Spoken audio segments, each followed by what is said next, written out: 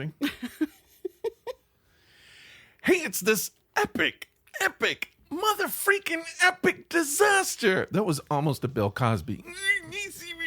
No, it wasn't. That's the impression people do of Bill Cosby, kind of the But kind it's of thing. bad. What's bad? The impression? Your impression. Well, I'm not an impressionist. Oh my gosh, look at this. I printed something out and it printed like It always does. That's why I never print. Anyway, 8 pages of crap. it's this epic disaster. Hi. Thanks for joining us. Hey, guess what? What? I bought a bat house. I have a bat That's house. so awesome. A house for bats. A house for bats. So, first year I lived here in the Atlanta area. I lived in Douglasville, which is way west of Atlanta. It's not in Atlanta. It's a separate county.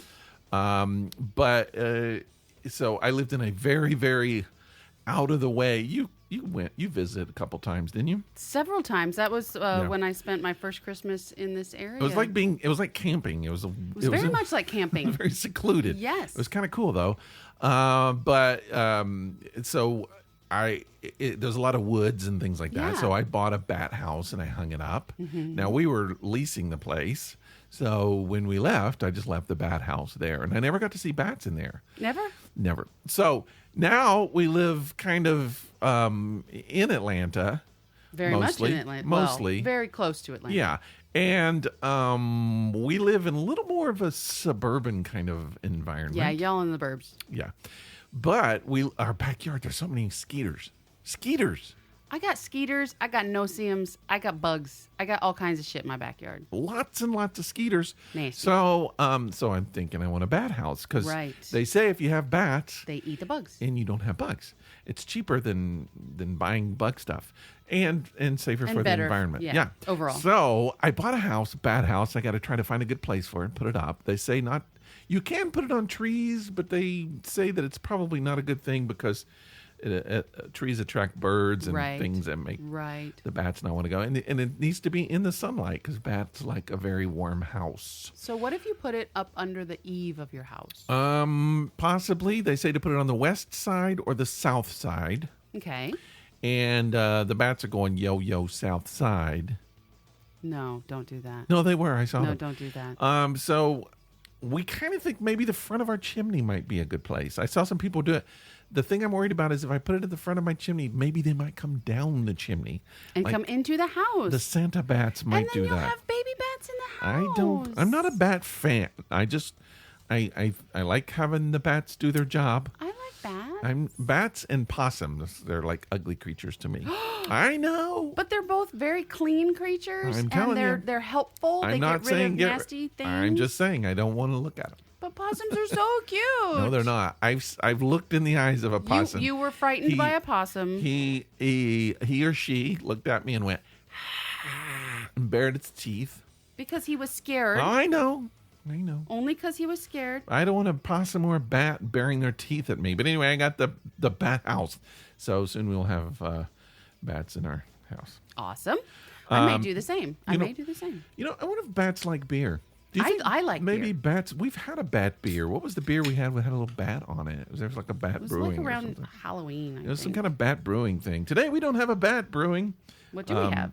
But we do have. Oh, it's pretty. Yeah. This is Southern Brewing Company beer today. We've had several of their beers before. It looks like blood. Isn't that weird? We're talking about bats, and the beer today looks like blood. So today we're drinking bushels and bushels. Oh no! Bushels. Take two. Bushels and bushels of berries. It's a Southern Brewing Company beer, It looks it is strawberry. Look, even the head is red. Oh. the name of the beer is actually Red and Black. Yeah. And it's a Berliner style sour ale, aged on raspberries and blackberries, and it's made in Athens here in Georgia. Oh well, I didn't This know that. is a 4.5% alcohol by volume. Mm-hmm. As you know, most sours are kind of lower on the alcohol Oh, I didn't level. know.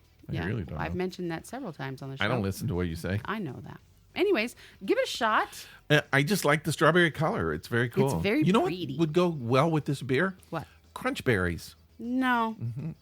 Oh, it smells interesting. Smells like a raspberry sour. Yeah, but in a not a fake raspberry, like a real Right. raspberry smell. Right. It smells fresh. Yeah. Okay, I'm going to taste it. Taste it so that I can tell them your face. Okay. You had no face. I mean, you had a face, but you didn't make a face. You didn't I pull don't a always face. make faces.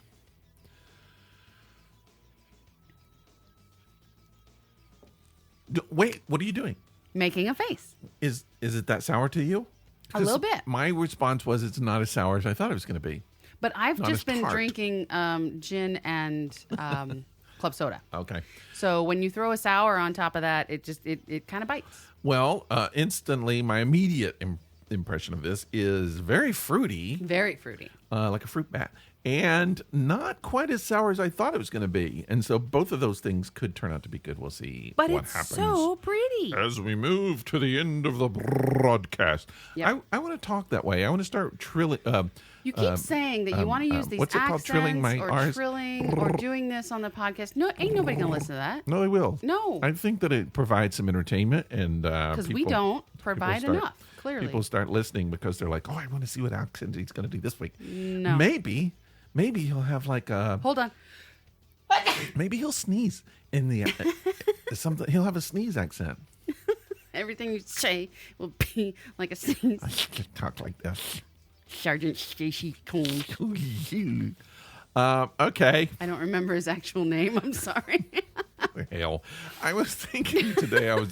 I don't know why. I just got this sudden realization while I was at work, and I started thinking about the podcast, and I was like, "What the hell are we doing?" Nothing. We should do a podcast where we just talk to each other, which we used to do not even on a podcast, and now we do it on a podcast, and we put it out there for people to listen to. And some people actually do. What kind of society do we live in today? I don't know. I don't know. It's just bizarre that we could actually do that. Again, the only thing we're doing different than what we used to do is we're actually scheduling time to get together to have a conversation. Yeah. And we're letting other people listen to it because we don't have friends like that we hang out with. I don't we know don't anybody we don't in the world. have friends. We don't even know if they That- do other people actually exist? That's my question. Some of them do. I can go a full day and never see a single person. Now driving, I prefer if I'm on that. the road, I I could prefer see that. people are there. Yeah. But then, like when I get to my studio and I'm doing work, I don't see anybody. I'm in my studio by myself. I don't see anybody. And then I come home,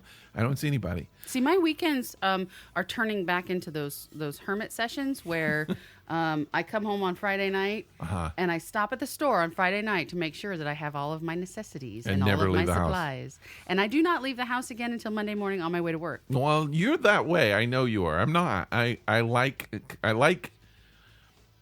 a distant contact with people. Like, see, I like going. Like I was talking to my wife the other day. I'm a big mall rat. I love malls. I You hate know that. mall. I know I would go to a mall every day. This man used to drag me to an anxiety-ridden hole in the world where there's only one way in and one way out, and there's all kinds of weird people in there, and he What's would that? make me walk through these buildings with all these stores inside the building. No sunlight, Where's this? weird music. Where? Where's this? A mall. There's plenty of entrances and exits at a mall.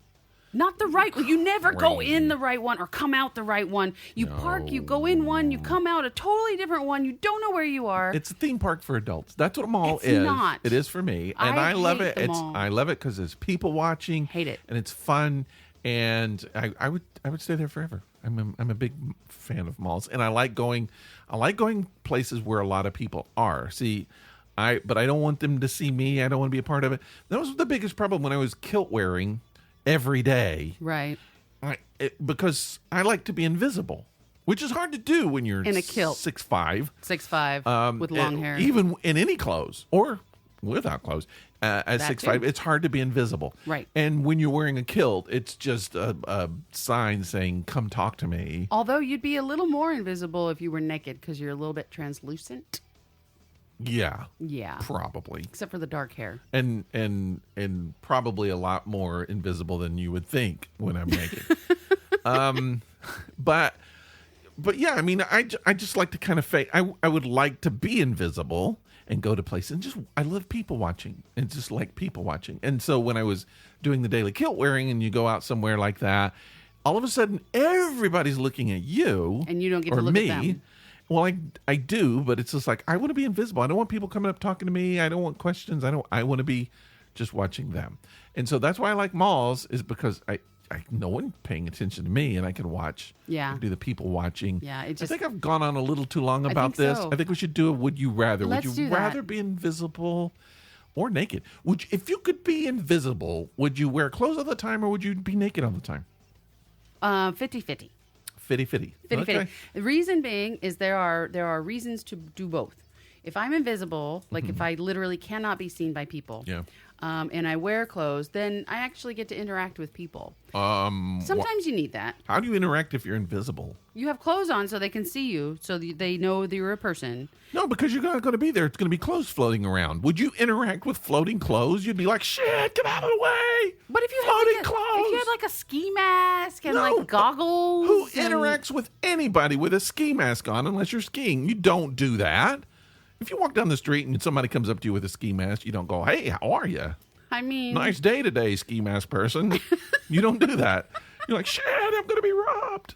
But I could wear like a mask that made it look like I was disfigured or something. Well, you could spray paint yourself. There's that. Body makeup. Airbrush. Yeah, do that, and then as soon as you Done. take a shower, it's gone. But I just feel like if floating clothes, no one's going to make friends with floating clothes. That's against all laws. I would. You I would. like You clothes. lie. You would not. If floating clothes came in this door right now, you would freak the flip out. You would flip the freak out. Whatever. You don't like swear words, do you? No. Okay, just checking. Yeah, no, I don't know. Right this very second? Yeah, I mean, you could say it, but I'm just saying it's easy to say it for just purposes of saying it. Sure. I'm just saying if it really, really happened, I'd probably freak out. you would think there was some weird thing going on. Or that I'd finally snapped. Yeah, Like it for would real. it'd be not a good experience. All right, let's play. Come on, here we go. I Let's thought do that it. was my go. No, I just made that up off the top of my Oh, head. okay. Well, I'm going to go This is first real. then. All right. What about this psychic thing? Are you going to determine what I'm going to drop? Blue. See, you don't believe me, and so because you're an unbeliever, it won't work. Even Wow. that Jesus, that's in the Bible. That's the Bible. I also don't believe the Bible. So All right, what was it, start blue? there. Red. All It's right. red. Red, just like the, see, that's the thing. I'm going to drop blue. I should have guessed, because I can only predict for myself. All right, so red is pain, fear, discomfort. Yep. We're drinking red beer, which isn't really pain, fear, discomfort beer. Would you rather be seasick for 3 days straight been there. or be drunk and spinning for 4 hours straight? Oh, I'd rather be seasick for 3. No, hold on. You Wait. got 3 days seasick Or or 4 4 hours hours. drunk and spinning. I'm going to go with the 4 hours.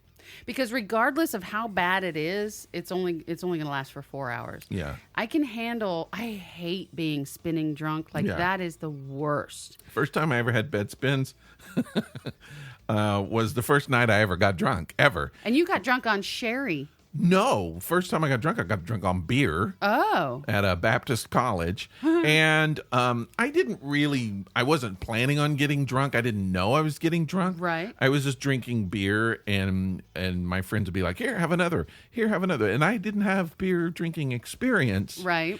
And there's a point, well, especially when you're young, when you're drinking beer, it's a point where you don't want to stop. Mm-hmm. So it's just like what they call beer thirsty, and so it's just like you got to keep drinking beer, and then you hit that point, and you're like, I want more, more and more and more, and then I was like, holy shit, I'm drunk. There's way too much beer. And then I had to go back to the dorm room, and if I had been caught gone back to the dorm room in that state, I would have gotten kicked out of college because Wow. alcohol was not allowed. Oh, wow. Or you weren't allowed to drink it in college. It's a Baptist college. You're not supposed to do that. Oh, okay. That's true. And so, so my friends who have been through this before were like, no, you can't do that. And I was very boisterous. I was like, No, you. yeah. Because when Rick gets a little tipsy, I don't know if you've noticed on the podcast, listener. I've never been tipsy on the podcast. Lies. Those No. are flat out lies. Okay, everybody listening to this podcast, I want you to send an email or a Facebook message or something to tell me how many times You think I'm you tipsy. think that Rick has, not me, you, listener, think that Rick has been tipsy on the podcast. No, there's a lot of people who think that I am, and you thought I am at times when I really wasn't. I know full well. When you start talking about taking your clothes off right after we get off the podcast, yeah, you're tipsy. No, Yeah. I've never been to that state during the podcast. Lies. No, I haven't. Bald-faced lies. No, I haven't. I Drop really a haven't. stone. Drop a stone. Here we go. It's your turn. Picking them all up. No, I'm telling you. I'm doing. Now look, see? How can I cheat? You're always saying I'm cheating, so I'm going to do this. I'm going to put it in my hand, one hand. Do this. Everything's coming around. There we go. Blue. You lie. I accidentally dropped 2 of them. So I'm going to do it again. And now I now have to pick another one because you do. I feel really strong with green, but okay, let's go I green. feel like sticking back with the blue. I feel like maybe just sticking with blue, but I'm going to say it's green or blue. But I'm going to go. No. What do I do? Should I change it to green? Make up your fucking mind and drop a stone. It's red. It's red. Jesus. This is not that big a deal. This is not that hard. No, it is. You just unbelieving. When what you're not. Was it? Red. Red. Same as yours. Red. Sorry. Same as our beer. We should take pictures of this beer. I didn't bring my phone. I do. I have we mine. It's beautiful. Here. It's the Christmas beer. Use mine. I can't. Do you have a secret password on it? Yeah. Well, how am I supposed to sign in? It's 0468. What? Everybody in the whole world now knows. Because they all listen. They're going to all try to. Everybody will be able to tap into your phone. What is wrong with your phone? There's nothing wrong with my phone. You have a very strange, weird You're phone. on it. You don't need to open it. I don't know where your thing is. I don't know what where your thing? This way. Camera. This way. This way. No. There. I've never used your location accuracy. All right, here I go. I'm taking this. Should I take your face on it too? If it's not Rick's iPhone, he doesn't know how to actually use an iPhone. So yeah. All right. I took your picture with the 2 colorful beers. Very colorful beers, and we can post that. No, we can't post that. You got to take it again because I look. You look like you've had a few. I of look the nasty. Colorful beers. Yes, I do. All right. So go ahead and read my whatchamacallit. All right. So it's a red question. Would you rather stick? I don't think you're gonna like either of those. That's fine. Would you just shut up? Stop. This one. That one looks like you've had way too many, and this one looks like you're falling asleep. I'm sorry. You're a horrible photographer. I've taken 4 pictures of you. Okay. Would you rather just shut up and listen to the question? Would you rather Yes. stick your hand in a waffle iron? No, not at all. As an artist, that would be an awful thing to do. That would hurt. Or have someone step on your bare foot with a golf shoe. Now, golf shoes have cleats on them. Do that. You'd rather the barefoot thing? Yeah, we'll do that. I'm with you there. Because don't mess with my hands. My feet are fine. Well, yeah, I think, first of all, I mean, you can limp around for a little bit, but I don't think golf shoes going to hurt quite as much as the waffle iron. And the waffle iron, it could even be permanent. So, yeah. I just happen to be looking at this card. And just as a bonus, okay, I'm going to read you another would you rather. He said bone. I said bonus. Oh. As in bonus. Both. Wow. Anybody out there want a bonus? Hey. Go ahead. Okay. So, would you rather lick butter Yes. off Pavarotti's entire body? Well, he's dead. So, no. Okay. Or suck Yes. grease Okay. out of Andrew Dice Clay's hair? Oh. If I had to choose between the one, Right. and you could tell this was written back in the 80s, wouldn't it? Right. Would go with Dice's hair. Really? You'd rather Yeah. suck on his hair? I think that would be a much more pleasant experience than Pavarotti's entire body. Well, yeah, because there's a lot less surface area. What was I watching? I was watching a movie the other day. I can't remember what it was. And I got through the whole movie, and at the end I'm looking, and like the person's dad, who I didn't recognize, was Andrew Dice Clay. Nuh-uh. And I was like, holy crap, that was Andrew Dice Clay. I didn't realize it. Yeah. Are you taking a picture? I'm taking better pictures. Do I need to hold up the red beer? I think you should, because right now it looks like a... All right. I'm going to pose, and you take the picture, and then everybody's going to know this is what we're doing. This is what we're doing right here, right now. Okay. That's it. Got the photo. How goofy do I look? That's goofy. Yeah, but you don't look like you're falling asleep or drunk. So... Oh, I look pretty drunk. Okay, so I wanted to talk today about a few things. Good, because we need to get past this whole like nonsensical thing that we do. Because What, the podcast? We need to get into the nitty gritty of our show. I don't have any really any nitty or gritty, but we did a little informal poll. I got some nippies. We might. If that. Hell. We were talking about you need to look this up because you got to read on our informal poll. Oh yes. Some of the responses that people had. I'll do it here. It should be plugged in. Are you going to do it on your phone? It's not plugged in. It's right here. But that's what I'm saying. It should be plugged in. We can plug it in. We can plug that stuff in. You can tell how prepared we are today. It's pretty awesome. So why don't I just go to Facebook on my phone? You can do that too. Okay. All right. So the thing is, here's the question that I asked because I've been thinking a lot about it recently. Well, first of all, let me ask you: were you a fan when you were growing up of comic strips, the funny papers? It's so weird because that's something that's a generational thing now. Kids don't read the funny papers anymore because they don't read papers anymore. No one reads papers anymore. There's no papers. And not only that, a lot of newspapers have stopped even having funnies in them. Have they really? Yeah, a lot of them. So the papers that are still in print don't bother with the some of them do comic section. Some of them do, and they've shrunk them so much you can't even hardly read them. Wow, so small. Okay, but growing up, and I'm guessing most people who listen to us, well, we'll say over 30.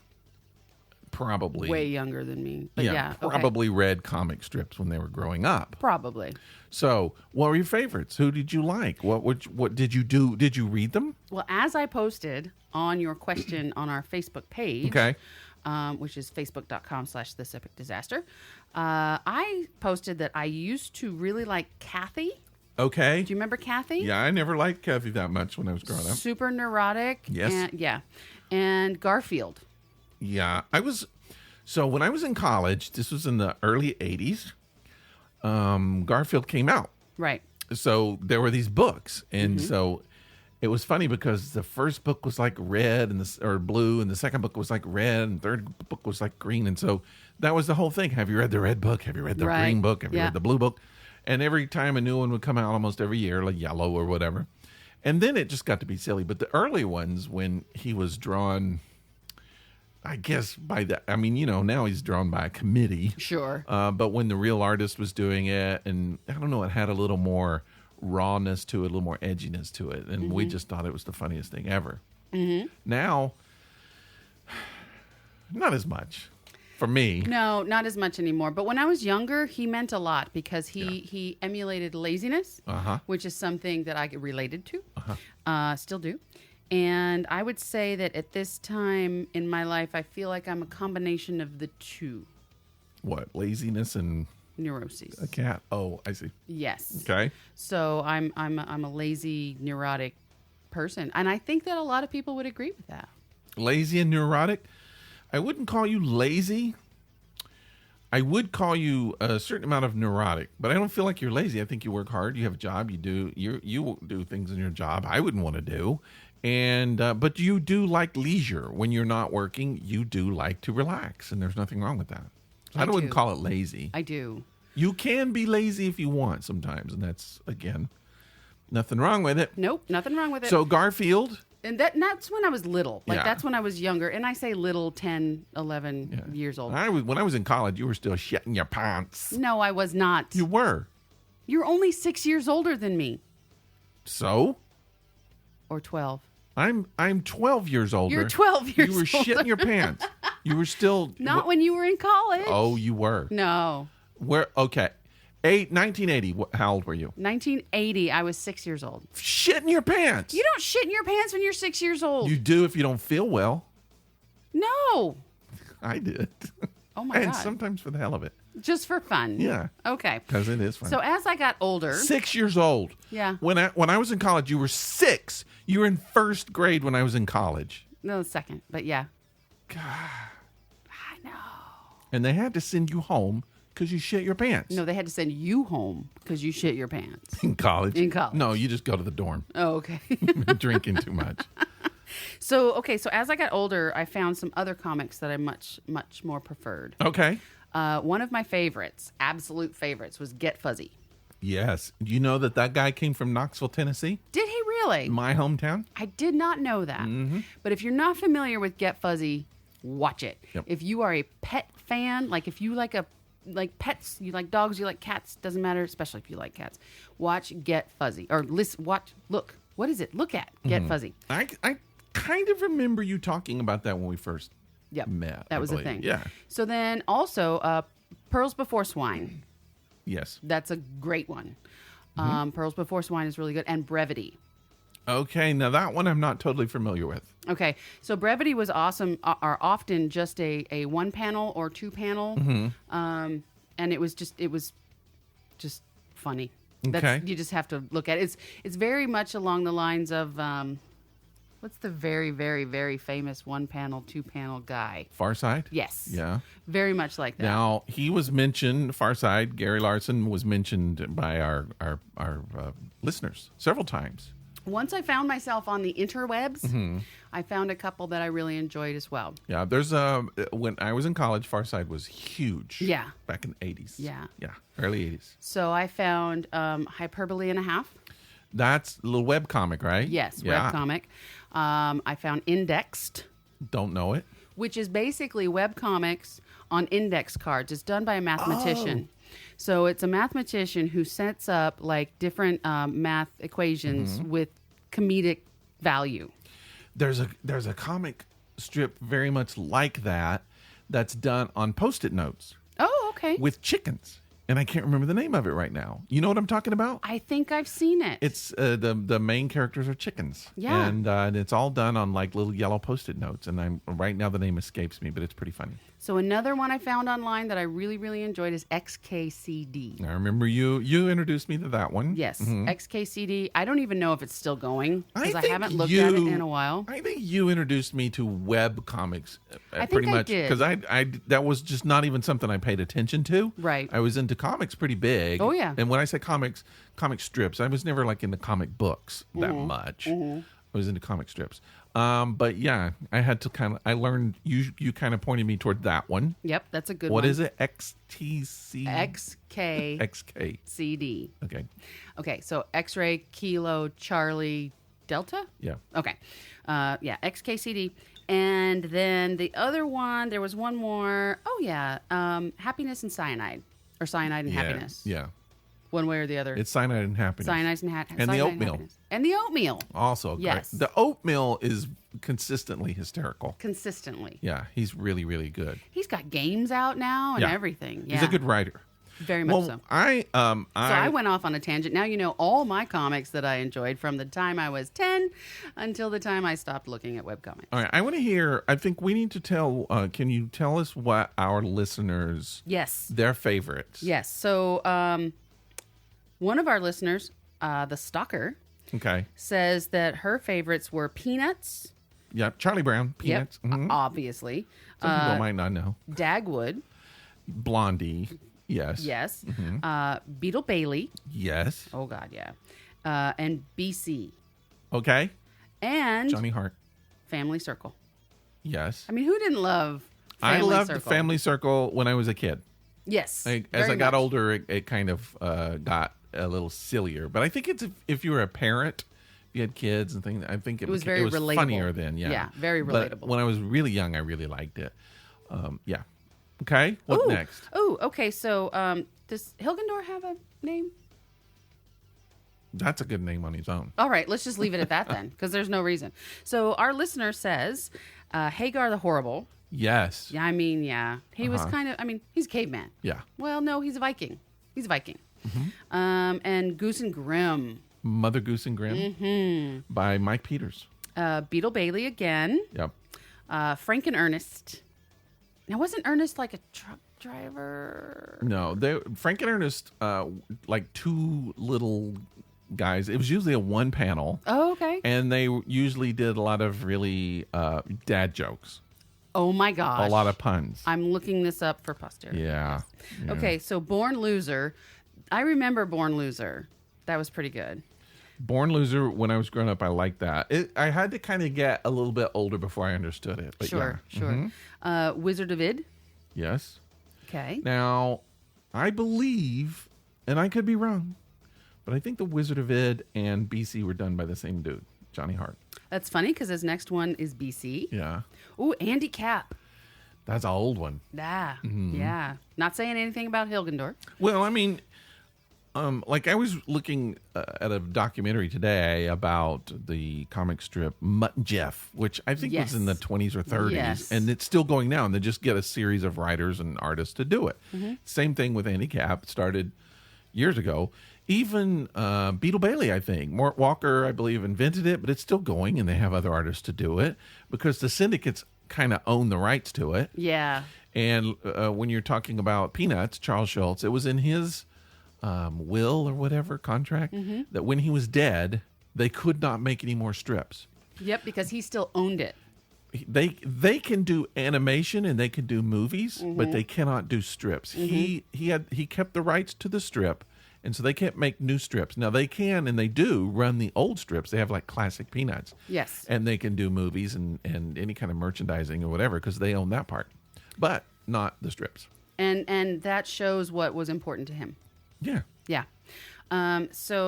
Okay. So moving on. Now, Hilgendorf has a lot. He must have been really into the funny pages. Hilgendorf. So he fought his dad. Well, he's a cartoonist. There you go. Oh. Exactly. All right. So. He did the cartoons of our shirt. I know. Yeah. He's awesome. He's really good. If you want to buy that shirt, can you still buy that shirt? You can. You can go to thisepicdisaster.com. It's right there. And you'll Us get as art a cartoon strip. Or just a cartoon characters. Yeah. Of his, Hilgendorf's. And we are the subject. Follow him on Instagram because you get to see his cartoon work. Nice. Good stuff. What's his Instagram? Do not know. Dang it. I will look it up. Yeah, because I follow him. Well, you didn't ask me. I didn't know I was going to have to find that information. I'll look it up before the end of the show. So listen till the end of the show. We'll post it. And I'll give you his Instagram. Yeah. Okay. Anyways, he also likes, of course, Calvin and Hobbes. Who doesn't? Right? And Garfield. Who doesn't? Peanuts. Dick Tracy. That's a good one. That's another one of those that's just kind of, keeps going. Prince Valiant. That too. I remember Prince Valiant. You don't find those too much. Those kind of those serial cartoons. No. Rex Morgan, MD. Remember that? No. Yeah, that's. I don't even know if it's still around, but that was one. It's almost like a soap opera cartoon. Okay. Yeah. Cool. Spider-Man. Spider-Man. Friendly neighborhood Spider-Man. I don't think that's how it goes. But okay. What is how it goes? You look it up. Whatever. Look it the freak up.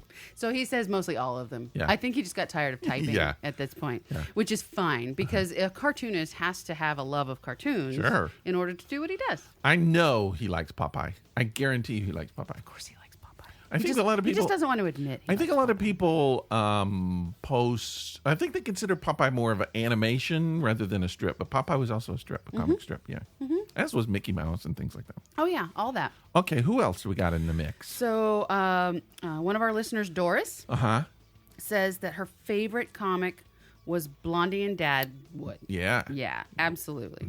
And then Patrick is. Patrick's Dog Crate. Thank you. God. We have to put these on our board. Can we put these on our whiteboard? We should. Because I'm a horrible at names. names. You could read the first names here. You don't have to do nicknames. Okay, here. so Patrick says Bloom County. Yeah. Yeah. Bloom County, that was the dude, the truck driver dude. Right? Huh? Wasn't that the truck driver dude? No. Like the old grouchy dude? No. Who was the old grouchy dude? I'm not sure I know what you're talking about. I never liked him. So I don't really whatever know it was. I'm going to have to find it. I'll look it up. Calvin and Hobbes. And Farside. Yeah. Given. And so Chance says that admittedly, I've not read the funnies in years, but I grew up reading them and was a huge fan of the Far Side, Calvin and Hobbes, and he still has collection books of both. Wow, me too. I had some collection books of Calvin and Hobbes. I had collection books of Garfield, of course, and I had a collection book of Kathy. Yeah. Which I think it's funny that nobody is mentioning her. She, I heard an interview with her probably just a couple weeks ago. Really? Yeah, talking about the impact she had and how women cartoonists still are not as accepted as men cartoonists. And just some of the things that she had to go through in a male-dominated industry. It was very, very interesting. Oh, yeah. Yeah. Well, and how when they would bring her on to do a talk show, how it was always about women's issues, but yet they never talked with men. They never did that about men's issues. Yeah, yeah, and I wonder if that's because what her material was about, which was dating, dieting, a lot of times, work, not being treated equally. That's what her comic strip was about. was that what she wanted to write about, or was that what she was made to write about? Do you know what I mean? I think it's what she wanted to. She actually talked a lot about that. So I think it was on NPR. So you might check out that interview with her somewhere on NPR. So Jamie also says his favorites were Beetle and Bailey. Beetle Bailey. Beetle Bailey's. Sorry. Hagar the Horrible, of course, and Calvin and Hobbes. Everybody loves Calvin and Hobbes. Sure. I mean, Calvin and Hobbes got really popular in the 90s. Yeah. Really popular in the 90s. In the 2000s. Was it the 2000s? Both. I'm just saying. And, okay. Yeah. Mm-hmm. Yeah. And then, of course, when you get those stickers on the back of those truck windows of him pissing on everything. Yeah, that's not authentic. Maybe that's what we should do. Piss on something? No, just put stickers of us pissing on things so that people go, who's that? Yeah. And then we get popular. Right. That's how you do it. You want to do that? Is that it? That's all we got. Oh, wow. Well, thanks to everybody who responded. See, that's what we like with participation. That was very cool. Yay, that was fun. Here's the thing, though. What? I'm going to tell you the top 5 comic strips ever. Ever? Like rated by whom? By me. By you. Yeah. So this is my official top 5 comic strips. I only mentioned like 10, so you're allowed 5. Now, quick background. I'm a comic strip artist. I'm a cartoonist. I am doing now my 3rd comic strip that I've ever done. Do you want to mention the first 2? First one was called Out of Tune. Second was called All the World. Neither of those are in publication anymore. Right. But my current one is called Clown School Cockroaches. Which is awesome. And it started in 2014. Yep. And then I took a long break, and I brought them back. And now it's weekly and sometimes twice a week. But you can follow me on Instagram, Facebook, and I have a Tapas, Tapas account where you can read them there. Tapas is a cartoon account. I have a feeling, though, that your editorial cartoons for magazines were more popular than some of your strips, or is that not true? No, the strips, the strips were really focused towards a specific audience, so they were very popular to that audience, but just not nationally. I see. And kind of the same way with editorial, because I did editorial cartooning for over 20 years. For local rags. Yeah. Yeah. Yeah. So both of that. We'll talk about that in a little bit too. But okay, so I know a little bit about cartooning. A little bit. Little tiny bit. So these are my top 5 cartoon strips. All right. What you got? Since the beginning of time. I want to hear them. Now, I'm going to make a little... are these in order? I will call them out in order. Yes, nice. I will. Okay. There are some strips that were like Pogo. Mm-hmm. Mm-hmm. Brilliant cartoon strip, but it was before my time. Yeah. And I just couldn't get into it. But it's considered one of the best cartoon strips ever because of the style of cartooning. The artwork was great. The writing was great. But it was just like Lil Abner. Yeah. I used to read it and I never understood it. It didn't make sense. Because I was too young. Yep. I didn't get all of the issues. The humor wasn't, yeah. Right. So I understand that there's probably going to be some cartoon strips that are better than some of the ones that I have in certain ways or something. But these are the ones that I'm determining. And I'm going to back them up too. All right, do it. All right. So back those top cartoons 5. up. Number 5. This might be the most underrated cartoon strip ever. What is it? Sherman's Lagoon. Oh. By Jim Toomey. I don't know if you read that, but it is a cartoon strip that takes place underwater in a lagoon. And it is consistently well written. It's brilliant. The comedy is great. The drawing is great. The characters are funny. If you don't read it, now we were talking about collections. I've got several book collections of Sherman's Lagoon. So check it out. Check it out. One of the main characters is a shark. Yes. And one of the main characters is a sea turtle and a lobster. And just, everybody who lives under the sea. And the sharks are always trying to eat what they call what do they call them? The pink hairless apes, I think, from the beach. See, this is why I like Pearls Before Swine. Because if you look at their characters, Yeah. You've got Militant Duck. I love Militant Duck. He is just awesome. And then you've got, the alligator dude. Yeah. And it's, yeah. Yeah. Just neat Great characters. You Yes. gotta have great characters. And they're consistent throughout the strip. So I don't know. I might be a little more passionate about cartoon strips than your average person. A little bit. Maybe some people don't care, but I will say, check out Sherman's Lagoon. All right. And it's hard to pick from these from these top fives because they're all fantastic. But number 4, Yeah. this cartoon has 2 names because they changed the name in the middle of the cartoon. And it was originally called Ernie, and then they changed it to the Piranha Club. Okay. It is a brilliant cartoon strip. Brilliant in so many ways. I just bought, I think, my 4th book of Ernie, and the characters. All right, let me just say that the artist, the cartoonist, Bud Grace, also did National Lampoon comic strips. Okay. Which were very demented. Yeah. Twisted. I like Demented and Twisted. I know I'm you down. do. Yeah. And they used to do a lot of those kind of things. So this cartoon strip is very edgy. I was reading it the other night, and it actually said the word fuck was in the cartoon strip. Now, I know that didn't go out in front of everybody else. But it actually, I actually laughed out loud when I read it because it was such a surprise. But that's kind of it's almost got an underground feel. Mm-hmm. And you know who R. Crumb is? R. Crumb, you would recognize, but 70s, 60s, 70s kind of antisocial, anti-establishment cartoon. You remember the Keep On Truckin' logos with the guys with their legs out and the big bell bottoms. Yes. I think those are based on his, I believe, and I could be wrong about that, but I believe he kind of had something to do with that. But his stuff are really warped. A lot of sex, a lot of nudity, a lot of smoking dope and taking drugs, and it's very kind of demented, but it's got this underground counterculture kind of feel to it. And this is what Ernie kind of, I think, still has.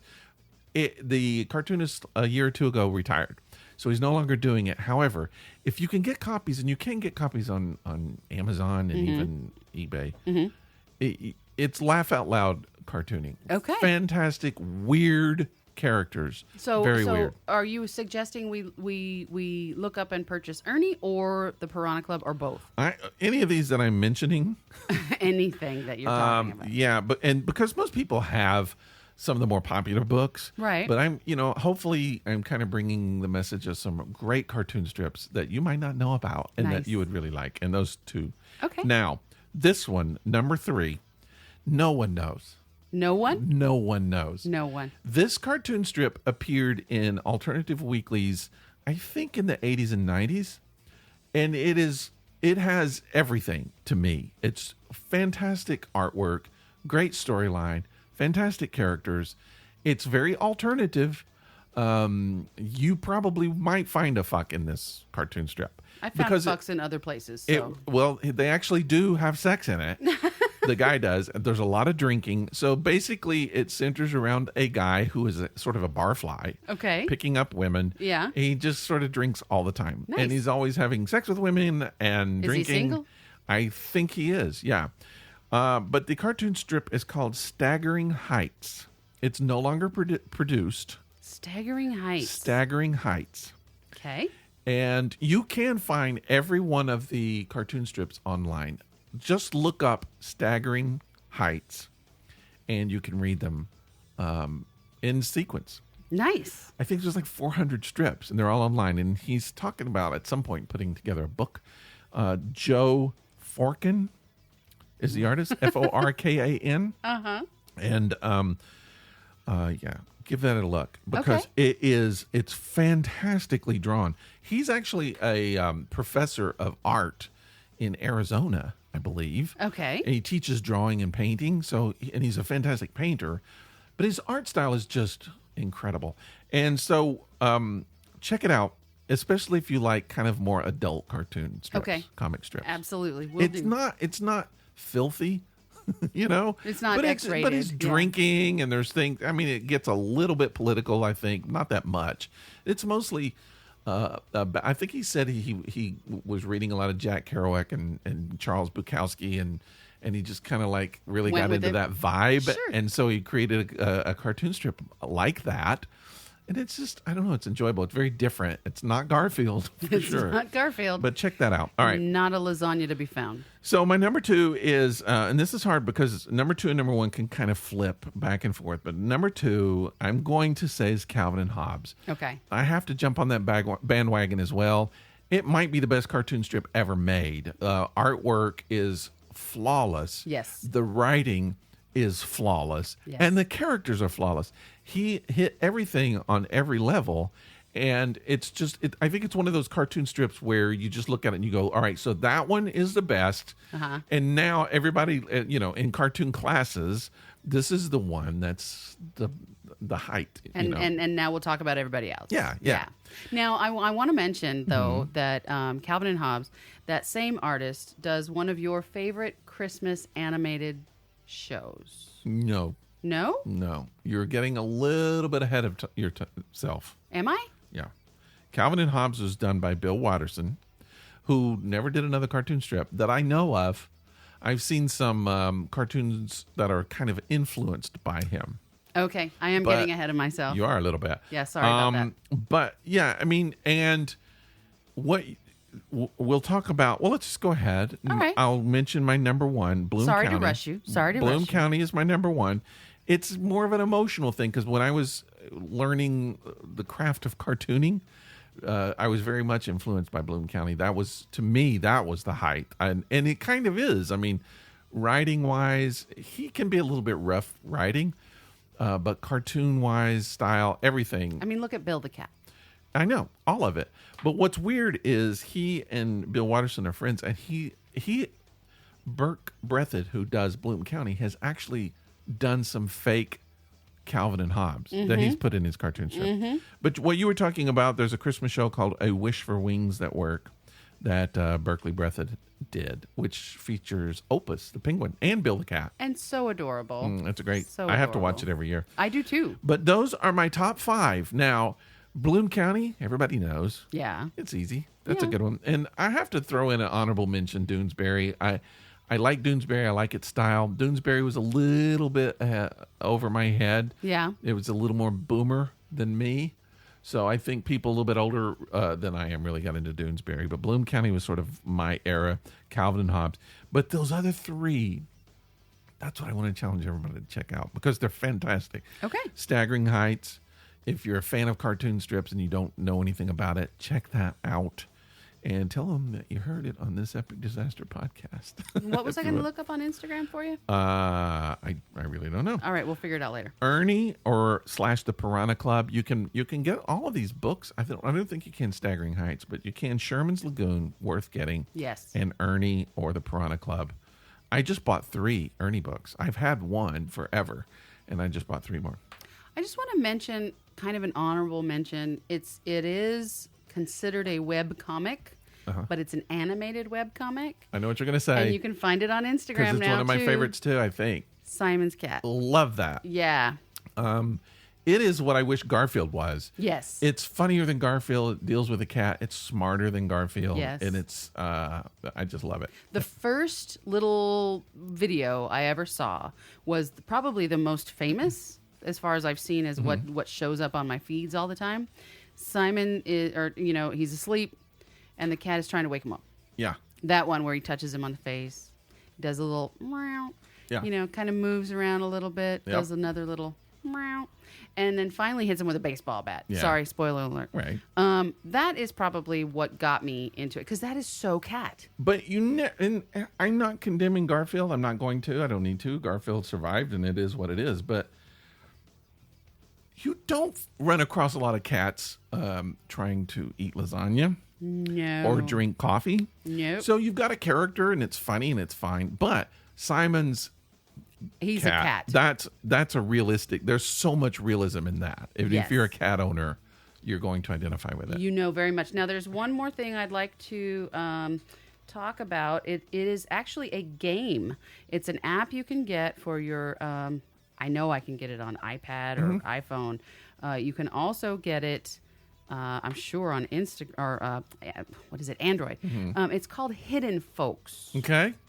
Now, Hidden Folks is it looks like it is done by probably a Frenchman. I'm not going to try and pronounce his name. Adrian, blah, blah, blah. Just go to your app store, go to your Play Store, look up Hidden Folks. All right. And this is what it looks like. Now, it's super tiny little drawing, It's very vector looking, almost like Corel Draw. Yeah. Remember those? Not Microsoft. What was those early?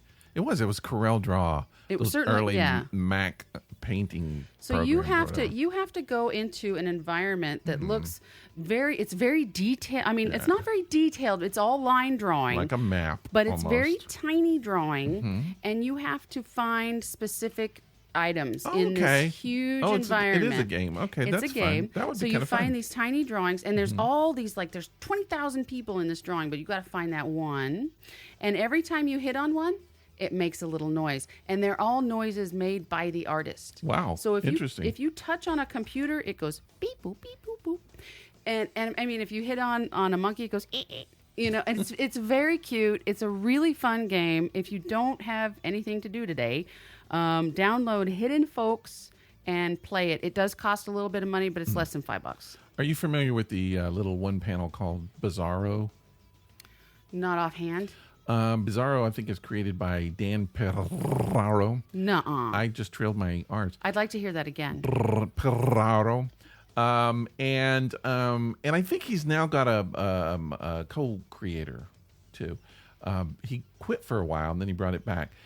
And I've read it, and it's funny. And one of the reasons why I've read it is because he does a lot of Scottish cartoons. So a lot of guys in kilts, and he's done a lot of kilt jokes. Yeah. So when I had the Life in a Kilt thing, people would post those all the time, and so I kind of got used to it. It's very, very funny, kind of Far-Side-ish, but it's got its own slant and its own look and everything. But something I didn't realize was he puts little Easter eggs in his cartoon strips all the time, or his little comic strips. So he put little dynamite, and there's blueberry pie. I don't know what these signify, but it's the same. You can find them in almost all of his strips. He'll have like an eyeball, and there's some other kind of weird things that are in it. So, I think cartoonists kind of like to put hidden stuff, even if it's not a hidden cartoon. Right. I wanted to mention really quick about editorial cartoons, because this is what I did for many, many years, and editorial cartoons are dying fast. Not the cartoons, but the papers are getting rid of their cartoonists. And why is that? A lot of it is money. Okay. So basically what's happening in the publishing industry, because print is kind of really struggling. Yes. So big corporations are buying all of the local newspapers and basically firing everybody. And they're just kind of syndicating everything. It's just hard to get. It's going to be in the future. It'll be really difficult. And they're only to read local news. Only publishing what they want you to see. Pretty much. And so editorial cartoonists, that was the big thing. You used to have, all papers had them on staff, and now they're gone. So here's what I wanted to. What? I was just going to say most papers had 2 cartoons, one from each major party. A lot of times. You'll have a conservative slant or a more liberal slant. I would even say that growing up, even as a kid, 8, 9, 10 years old, I would look at the funnies, but I would also go over, backwards by the crossword puzzle. You'd find the editorial cartoons as well. And I would look at those too. Me too. I loved them. That's kind of got me interested in politics in a lot of ways, because when I grew up during the Nixon era, right, everybody did Nixon. I mean, the so many cartoons of Nixon, and that, to me, that's got me interested in comics, is just how you could do a caricature of Nixon, and it wasn't Nixon. The nose was like so freaking long. Right. A 2012 report by the Herblock Foundation found that there were fewer than 40 editorial cartoonists with newspaper staff jobs in America. Currently? Wait, you said 2012. Okay. No, that were 40 in 2012. Wow. Fewer than. A steep decline from more than 2,000 such positions at the beginning of the 20th century. So 2,000 editorial cartoonists at the beginning of the 20th century, and then in 2012, fewer than 40. All right. Since that time, since 2012, which was 7 years ago, these cartoonists have lost their jobs. Now, if you don't know anything about editorial cartooning, this will mean nothing to you. If you do know something about editorial cartoon, this is like saying Charles Schultz and Bill Watterson. These are the big, huge, I would say 50% or more of these people have won Pulitzer Prizes for editorial cartooning. Okay. These people have lost their job. Rob Rogers from Pittsburgh Post-Gazette, he lost his job this year. Pittsburgh went kind of conservative and supported Trump. And Rob was always a left-leaning cartoonist. Okay. And they got mad at his Trump cartoons, and they kept rejecting them and finally fired him. It was huge news. He was a Pulitzer Prize cartoonist and got fired for doing too many Trump cartoons. Okay. Mike Marlin from Concord Monitor, Gary Varvel, who is a conservative cartoonist from the Indianapolis Star, he got in trouble. He did some cartoons sort of making fun of the people who were accusing, who was the Supreme Court Justice Brett guy? Kavanaugh. Yeah. He sort of made fun of the women who were, and he got into some trouble with that. So he retired early. Ted Rawl from Los Angeles Times, that was a little complicated situation with Ted, but he doesn't have his position there anymore. Steve Benson from Arizona Republic, he's just such a great cartoonist. Nick Anderson from Houston Chronicle, Mike Ramirez, also conservative cartoonist, but one of my all-time favorite cartoonists, no longer Los Angeles Times. Matt Davies, Nate Beeler, fantastic cartoonist again. Rick McKee and Charlie Daniel from my hometown Knoxville News Sentinel.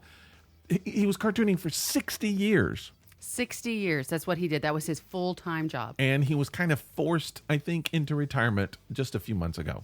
Wow. All of those cartoonists. Now, what did we say? 40 in 2012? 1, 2, 3, 4, 5, 6, 7, 8, 9, 10, 11 right there. No longer with papers. So we may have 29 left. I don't know what's going on. When I did editorial cartoons, I did it for alternative weeklies, and they were very local oriented. And I didn't have to worry about, for the most part, I wasn't full time, so I didn't have to worry about salary. So these guys, I don't know. I think a lot of them are syndicated, so they'll continue turning things out for the syndicates. Sure. But great things like that. I remember just not even going to be available on your local paper anymore. And I see a lot of editorial cartoons being shared on social media, and I look at these signatures and I recognize these signatures, and I wonder, is this what they've just decided to start doing now? Is just putting it out there somehow, some way, or letting like a syndicate post it on social media? Is that where these are coming from? Because oftentimes it's not coming from a news organization. It's just being shared and what have you. It's syndication. There are some groups. There's just new ways of trying to figure out ways to get them out. A lot of the newspapers who fire these guys still carry their stuff. They just do it through a syndication. So they pay $10, $20 a cartoon rather than paying a full-time salary. And again, it makes me think that these people that are actually buying the few print options we still have for our news are only buying them up with all of their massive amounts of money to overrule them and put out what they want you to read in that area or nationally. And I mean, like I said, papers used to have 2 points of view, or at least 2 points of view. Yeah. And you were privy to all of them. And now it seems like they don't want anything they don't like. Well, I mean, that is a big part of it. And I feel like that they're stripping out a lot of things that are of interest in the paper that most people buy papers for, and then they're going to stop buying papers, and everybody's going to say, oh, well, there you go, print is dead. Right. And I think it's like, no, your print is dead because you screwed it up. Because you took the things out that people like to read because you want to concentrate on other things or more money-making things and whatever. I mean, that's the way it is. I just feel like what I would see as happening is I think at some point local journalism will come back into fashion, and whether you see it in print or a combination of print and digital, which I think it has to be that at this point. I think it will. People figure out how to do it, and they will become a model. Right now, advertisers don't support it, and if advertisers aren't supporting it, you don't have any kind of way of making money. Exactly. So I think eventually it'll come back around, and cartoonists, I don't know if it'll ever be like it was before. I think cartoonists are going to find more opportunities online and digital. But I don't know. I have these great editorial cartoonists. I hate to see them go. Yeah, it's too bad. It's really too bad. It's too bad. So you're still cranking out a few yourself here and there. Well, my cartoon strip, Clown School, Cockroaches. I'm weekly. I've been doing it for 20 weeks now, I think. Yep. What is that? You just posted Act 21. Yeah. So you can find that at CS Cockroaches on Instagram. Yeah. And on Facebook, it's at Clown School Cockroaches. I believe. Yeah. And the tapas thing is tapas.com, I think it is. I could be wrong about that. TAPAS, look it up. It's a comic strip. It's a place where a lot of, if you really like comic strips, and there's tons of them, and of all different kind of genres, a lot of manga is on there. Just a lot of web comics, and some are bad, some are good, some are just a lot of serial stuff. I saw this, because I'm not into serial cartoon strips. I don't like keeping up with the storyline and all that kind of stuff. Right. But I found something about a pirate which was kind of funny. It was sort of funny and weird, and I actually read several of them. So cool. Yeah, you get it. You can kind of go there and you can look up a lot of different strips that you might like, and then you can subscribe to them. It's very much like Facebook. Okay. You get an For account. comics. Yeah, you get an account, and then you subscribe to, and then you get them. You can kind of, they come to your wall or whatever you want to call it, and then you can kind of read them every time they're updated. So speaking of things in print, Yes. I have a little story I'd like to tell you. A little story about a man named Jed? No, not that story. Oh. Okay, so this happened in Australia. Oh. This happened about a month ago. Put another shrimp on the bobby. Nope, that wasn't it either. Was that a good accent? Nope, I not could at do all. an Australian accent for an entire episode. I think. No. Mm-hmm. No. Okay, so this happened in Sydney. Millions of $50. They're not dollars. Whatever they're. I think Australia uses the dollar. Okay. They're banknotes. Okay. A certain denomination of banknote, Dollar. whatever it was. Dollar.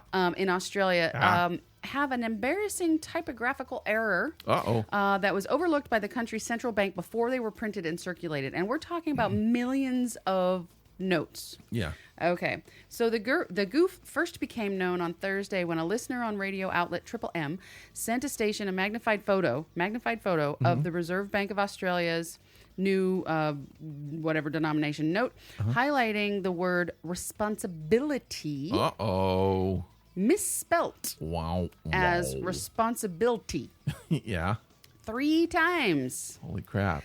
The currency is most widely circulated in Australia and accounts for nearly half the total of other banknotes in use. So that's like a common. That's like a 20 or a 10. Can you imagine the value of that thing's going to, because they'll change it and then the value They're going to will fix grow it. up. Yeah. And then only those millions of notes that came out, maybe hundreds of years from now, will be, worth something. Well, but right what'll now, happen they're is not. every time a bank gets one, they'll burn it or get rid of it. And so it'll decrease Do you how think much they'll do that? They do it all the time. Do sure. they really? Yeah. That's what they'll be instructed to look for that, and they'll replace it. And so hang on to it, and that's how it becomes valuable, is you hang on to it. So let's see. Okay, so the quote in which it was misspelled is, "It is a great responsibility to be the only woman here, and I want to emphasize the necessity which exists for other women being here." Holy crap. Now, this is because the typo is an excerpt of Edith Cowan, who served as first woman elected to Australian legislature from 1921 to 1924. And that, I don't know if that's her spelling or if they just misspelt it during. They misspelt sure. it. Yeah, they had to have misspelled it. So, yeah. You misspelt it, you dealt it. That's right. That's right. All right. They're aware of it, and the spelling will be corrected at the next print run, like you said. Yep. The bank said in its latest annual report, its note printing subsidiary delivered 227 million Australian banknotes, including 184 million new series of that particular denomination banknotes. They didn't immediately respond, blah, blah, blah. New notes were in circulation and whether they would be withdrawn as a result of, they didn't say. So they didn't say if they're going to withdraw them or not. They will. I mean, maybe, or maybe they'll just get used to it. You know what I would do if I was president? Because, I think the president gets to pick. Right, they're trying to get Trump to do Harriet Tubman on a $20 bill, which I think he should do. And I don't think he's going to. But the president gets to pick that, I think. It seems like it. I don't know. What I would do with all currency. Take pictures off of them? No. Like you got $5 bill. Right there on the front. Who is it? $5 bill. Abraham Lincoln. Lincoln. On the back. I haven't seen cash in so long. On the back, you flip it over. Lincoln's butt. Nice. That's what I would do on every denomination. The front's their face, the back's their butt. So like those cat butt things where you see the kitty face on one side and you get cat butt on the other side. Yeah. Are you dying? I inhaled my beer. Holy crap. No, you're supposed to drink the beer. Swallow. It went down wrong. Okay. That's what he said. Oh, no. Oh, no. All right, let's talk about this beer. We should wrap it up. Did we miss anything? Yes, we missed a dad joke. Oh. That I really. All right, let's wrap this up. Let's go. Let's talk about this beer. Thanks for joining us on this epic disaster. Joke. You know, I'm really happy that Rick, you decided to hang out with us. We love having you to hang out when we're here every Monday. And you know what's happened? What? You've caused other people to start putting dad jokes on our website. Yes. Victory. I don't only have to listen to it from you. Now everybody's doing it. I know. It's ridiculous. This is so I'm going to post another one today, but before I do, I want to tell a different one, which is why did the ghost's dessert come back to him after he threw it? Because it was booberry. Because it was a boo meringue. See, that's just dumb. It's not dumb. I wait for it to be one. I just think, okay, this one's going to be funny. This one's going to be really good, and then it just I'm let down so much. It's like when people have sex with me. The level. I get that. The level of being let down is just so high. So I'm going to show you a photo, and this photo everybody else is going to see in about 10 minutes, and they don't even know it yet because they won't hear this until Monday. Right. But they're going to see this, and I want you to just laugh. Am I supposed to say something about it? Nope, just laugh. Oh, it's funny. I see what it is. Okay. Yeah. Mm-hmm. Yeah. What do you think? I mean, you know what I think. I'm going to post it. Okay, so y'all get to see that before you even hear this, so don't be waiting for anything because you already saw it.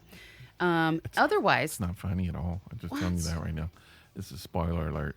It's not funny. It's very funny. No, it's not. It's very funny. All right, so what do you think of the beer? I like it. Our red beer. Did you get a 6-pack of this? Or did you just get no, two? I just got the 2. Okay, I got this 2. is it. You can buy a 6-pack, though. Where'd you get it? Kroger. At Your Kroger. Okay, at my Kroger. So this is by Southern Brewing Company. It's called Red and Black. It's a Berliner style sour ale, aged on raspberries and blackberries. It's only a 4.5 alcohol by volume, but man, this would be good in the summer, which it is. It's called Bushels and Bushels of Berries in the back. It's pretty yummy. Yeah. I'm gonna go with like I could suck down about 3 of these on a hot day, sitting out in the sun naked. It's very fruity, very Kool-Aid-y. Yeah. Not Kool-Aid-y. No, it's not sweet. It's more realistic in the fruit taste. Yeah, it is. And that's the first thing you mentioned about it was that it was a more realistic fruit taste. Yeah. I'm going to give it a 4. That's what I'm giving it, a 4. Why are we so similar? Well, we're not usually, but today we are because I think it's because of this beer. It's I like it. I'm down to almost all of it gone, and it still has some fizz to it. Which you like. It's not overly sour, but still satisfyingly sour. Right. And that fruit taste is really good. It's got a great red color. Everything about it, it's very enjoyable. Super pretty. It is super pretty. So if you're going to get it, it does come in cans. I imagine it might come in a bottle too. But if you get it, just pour it in a glass so you can visualize it as well. It's a purty beer. It's purty. You got a purty beer right there. Oh, God. Thanks for listening to this epic disaster. We're sorry. This is the podcast you chose to listen to. But we try to make it entertaining. Wait, stop. We have a listener. We have one? Who would like nickname. Uh-oh. And I messaged her earlier. Okay. And I have not yet heard back from her. So what? We are going to go ahead and pick her nickname. Oh, this is the person you told. Okay. Yes. So here's the deal. I feel like you should offer one and I'll offer one and then she can pick. We'll let her pick? And okay. then she doesn't have to choose either one of them. She might pick one that's better for her. All right. So. All right. Well. Do I go first? You want to go first? You go first. This is just my first impression. I'm picking the name Polecat. Polecat. Polecat. That's it isn't a reflection on the person at all. Polecat's a skunk. I like skunks, by the way, but yeah, polecat. Okay. So, there's a reason why, but I'm not going to go into it right now. Okay. Because we don't want to give too much away. No. One thing I will give away is that one of the things I find funny about this person is that she didn't start out as a listener. She started out as a friend, which most of our listeners started out as my friends. You made them listen to them listen to this. She started listening, and then now it's like almost every other episode she listens to, she private messages me on Facebook Messenger. Okay. Personally, as she's listening with comments and just like rando things, and I'm like, man, I recorded that last week. What are you talking about? Right. But we have to go back and think about it. We get there. Yeah. So I wanted to call her private messenger. PM. Private messenger. Okay. I also thought about DM on the DL, but that's too many syllables. So I'm going to go with private messenger, and yours is polecat. Yeah, private messenger and PM. I like PM too. PM. Just PM. PM. Yeah, I'm saying polecat, which mine would be PC. You're never PC. So there we go. Something to think about. And that's the thing. If you want a nickname and you listen to the show, just send us an email and say, give me a nickname. It helps if we know a little about you. Yes. But we don't have to. Nope. You could tell us a little about you.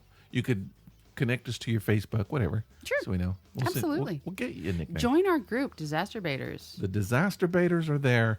Or just follow us on our page on Facebook, facebook.com/This Epic Disaster. This Epic Disaster. We're also on thisepicdisaster.com. We're on YouTube. And Instagram. We're on Twitter. We're on Instagram. Blah, blah, blah, blah, blah. Mostly Facebook, though. Yep. That's what we do. And here, every Monday, wherever you download our podcast, please leave us a little review. Please. We like that. We some like stars. Give us some stars. Give a review, even if you think it sucks. Tell everybody it sucks. You give us stars. You send us your address. We send you stickers. Stickers for That's free. how it works. Stickers are always fun, and we got tons of them. You don't even have to give us stars. Just, if you've already got stickers and you want some more, we send might be more. able to give you some more. Yeah. So do that. I'm sure Donnie's needing some more. I really feel like if I drop these stones right now, I'm going to drop a blue Try it. stone. Try it. I'm on fire right now. I feel like it. See? Lies. You No. cheated. Oh my God, you cheated so bad. You say cheat whenever I do it. What happens is when we get this podcast, like my psychic abilities as we go along start really developing. I start getting this kind of, because we're having like a little conversation, so I start really getting in tune and everything, and then I feel like at the end of the show I have much more. Well, you're going to try it now. I'm going to try. What are you going to do? Yellow. Green. Yellow. See, you cheated. I when didn't you did even it. cheat. Well, you know what it feels like when someone accuses you of cheating when you did it. I don't care if you accuse me of cheating. I'm just saying. Okay. All right, we're going to go now. Talk to you later. Next week, I'm going to drop a yellow first thing. I already know it. Bye. Bye.